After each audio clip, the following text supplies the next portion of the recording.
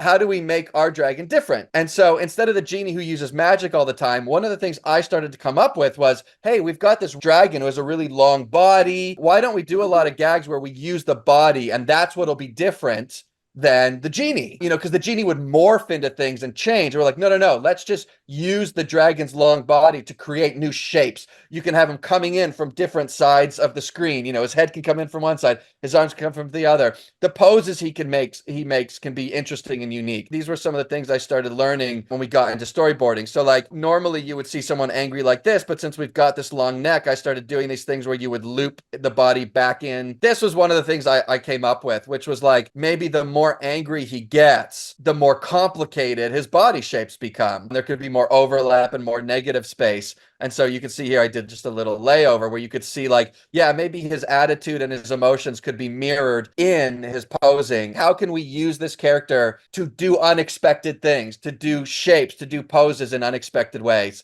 And so we started getting really fun compositions, things like this, using his body as compositions. These were a couple examples of sort of things I had done in shots and poses. Again, sort of using his body, right? So it's like, this is funny. The dragon's using his own tail to hold the kid up while he's talking to him face to face. Or he's flying around the boy and he's silhouetting the boy. Okay, so this would be a normal way that two characters talk face to face. But I was like, no, he's got this long face. What if he puts it down? And he's like, and he's like leaning in, to get eye to eye, to get right direct. So again, contrast, you could do, there's nothing wrong with this one on the left, right? But this is just funnier. It's a little more unexpected. It could take what could just be a normal line that is maybe somewhat funny. He's like, you bother me. And all of a sudden he leans in, you bother me. And now it's just funnier because you're doing it in a more unique and unexpected way. Especially in animation where we have such fun characters and shapes and things to play with, that finding ways to exploit that kind of stuff is going to separate you from other people.